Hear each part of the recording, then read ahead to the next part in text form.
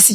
তো আজকে আমি ব্যর্থ হইয়া সবার কাছে হাত পাচ্ছি এবং রিকোয়েস্ট করছি বাঁচার জন্য। যদি কোনো হৃদয়বান ব্যক্তি আমার এই ভিডিও দেখা এগিয়ে আসে তো আমি বাঁচতে পারবো, আর যদি কোনো ব্যক্তি এগিয়ে না আসে তো আমার বাঁচার আর কোনো কায়দা নাই। আসসালামু আলাইকুম, সবাই কেমন আছেন? আশা করি ভালো আছেন। তো আজকে আমি ভাইরাল মিজানের এই যে হোটেল আসছিলাম খাবার খেতে, কিন্তু এই যে আমার পাশে দেখছেন আপু, এই আপু কান্না করতেছিল বসে, হোটেলের পাশে বসে দেখলাম কান্না করতেছে। তো আপু, আমি দেখলাম আপনি যে পাশে বসে কান্না করতেছেন, তো আপনি এখানে কেন আসছেন? এখানে আসছি মানে আমার অনেক অসুখ, বুঝছেন, 6 মাস ধরে আমার আর খরচ এখন আমি চালাইতে পারতেছি না। আমার অনেক সমস্যা শরীরে, এখন আমি হাঁটতে চলতে পারি না। গায়ে 4 কেজি পানি আসছিল, পানি শুকানোর পরে আমার ফুসফুসিতে সমস্যা ধরা পড়ছে, আর হাড়ের সমস্যা, কোমরের সমস্যা, পায়ের সমস্যা। আমার দৌড়ে উড়ান লাগে, দৌড়ে বসান লাগে। তো আমি এখন আর চলাফেরাও করতে পারি না। আমার দেহার মতনও কেউ নাই, যারা আছে সবাই সবার কাজ নিয়ে ব্যস্ত আছে। মানে হেগো সামর্থ্য নাই যে আমার দেখবে, মামা, বাবা, মা, ভাই, বোন। এখন আমার এই মেয়ে আমার দেখে উঠে বসায়, আমি যদি ঘুমাই, ঘুমানোর পর আমি চিন্তা করি যে এই মেয়ের দেখবে কিভাবে। মানে আমি এমন শুনে আছি। আচ্ছা, আপনার পরিবারে কি কেউ নাই? আপনার হাজবেন্ড নাই? না, আমার হাজবেন্ড আমার এই মেয়ের রাইখা 21 দিনে চলে গেছে। দ্বিতীয় বিয়ে হওয়ার পরে সে আমার এই মেয়েকে দেখবে না দেখে সেও পালাইয়ে চলে গেছে বাড়িতে। আপনি কি মানে এখন আপনাদেরকে একদমই দেখে না, হ্যাঁ, আপনাদেরকে ছেড়ে চলে গেছে? হ্যাঁ। আপনি কি শুধু একটা মেয়ে?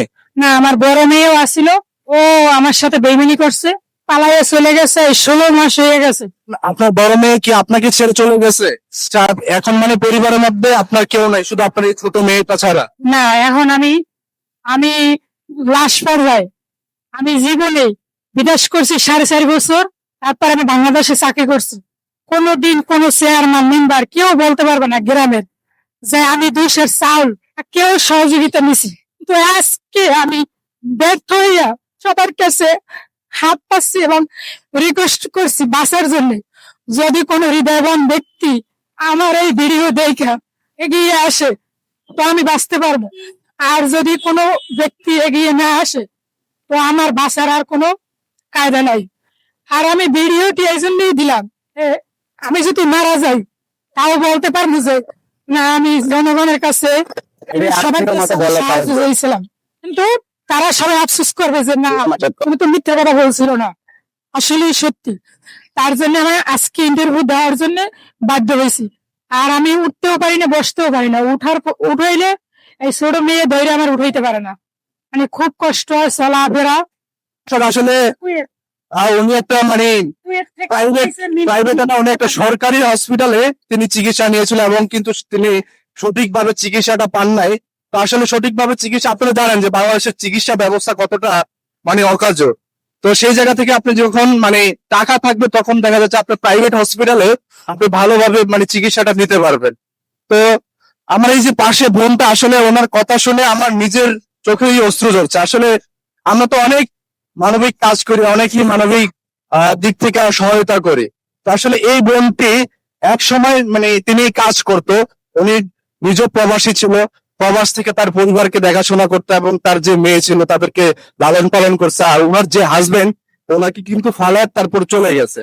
তো সেই জায়গা থেকে একদম নিঃস্ব এই আপুটি যদি আপনার যদি মানবিক সহযোগিতা করেন, তাহলে হয়তো প্রবাসী ভাইয়েরা যদি একটু মানবিক দৃষ্টিতে দেখেন, তাহলে এই আপুর জীবনটা হয়তো আবার ফিরে পাবে। হয়তো এই যে তার বাচ্চাটা, পাশে যে একটা ছোট্ট বাচ্চা আছে, এই বাচ্চাটাকে বড় করতে হবে এবং বিয়ে দিতে হবে, এবং তারও একটা দায়িত্ব রয়েছে, যে মা হিসাবে যে দায়িত্বটা, সেই দায়িত্বটা কিন্তু রয়েছে।